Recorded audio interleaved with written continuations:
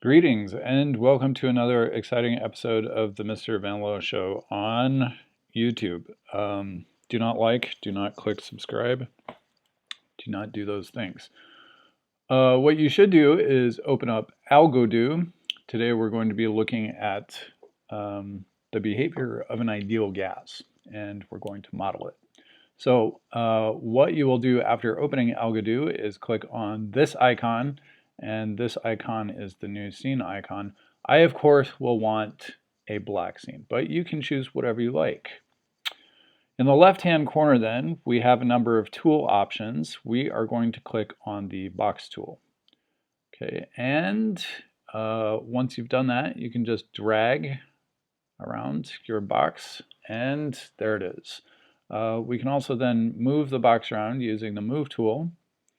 In this case, I would like it to be on the ground, so I'm going to put it on the ground using gravity, which you can turn on and off right here. Okay, so there's my one box. The dimensions were about 4 meters by 4 meters, but you can make one of a different size if you like. I'm now going to make a smaller box that overlaps with my big box, and that is going to look like that. Okay, and remember, we can move this around if you need to.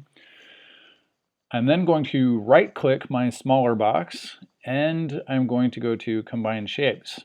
Here you will see a little pull-down menu, including the option to subtract, and this will remove the intersecting area from the underlying object. So click it, and then we can move our box, our second box, up, and now we have this nice cavity. Sweet.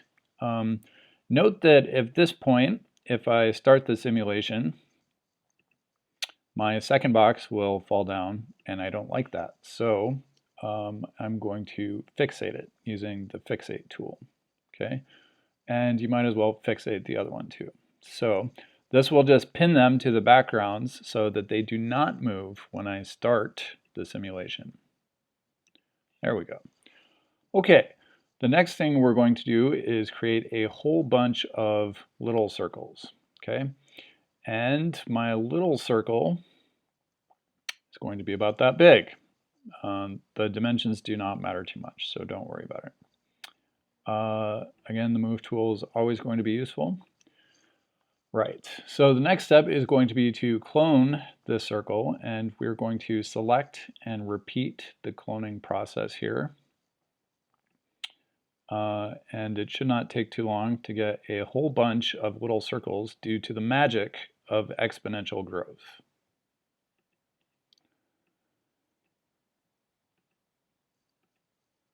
But it will take a moment.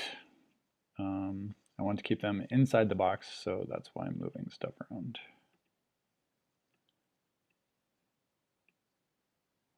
Okay, probably just a couple more clonings.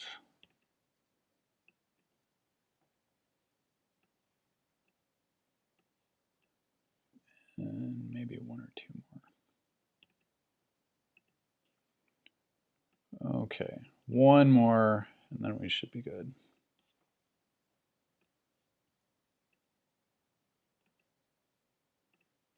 Okay, there we go. So now I have a whole bunch of circles, and these are meant to be particles of gas. Okay, so these could be molecules, probably molecules, unless you're talking about a noble gas, which is monatomic. But yeah, so we've already made one big assumption about our gas here, about the shape of the molecules, and if you look carefully and think about it, you might realize what I'm talking about. But in any case, I don't want to give anything away just yet.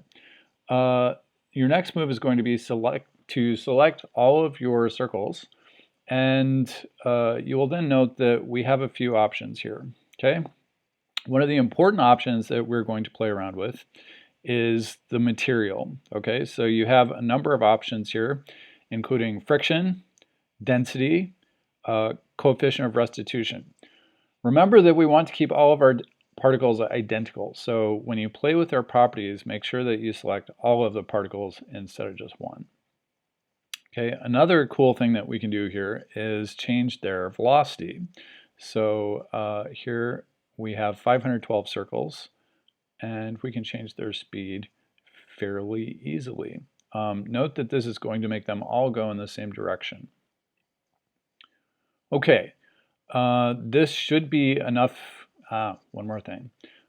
We also have the option to show a plot, and what I would like you to do is show the x-axis time, y-axis speed, so exactly the way it's already set up. And then if you zoom out just a little bit, you can put your plot over on the side. Okay, now once you've done all this, you can start playing around. The first thing you will need to do is add some velocity to your particles, as I've already done here. So then you're going to press the play button and you will see what happens. Okay, so that's it for our setup.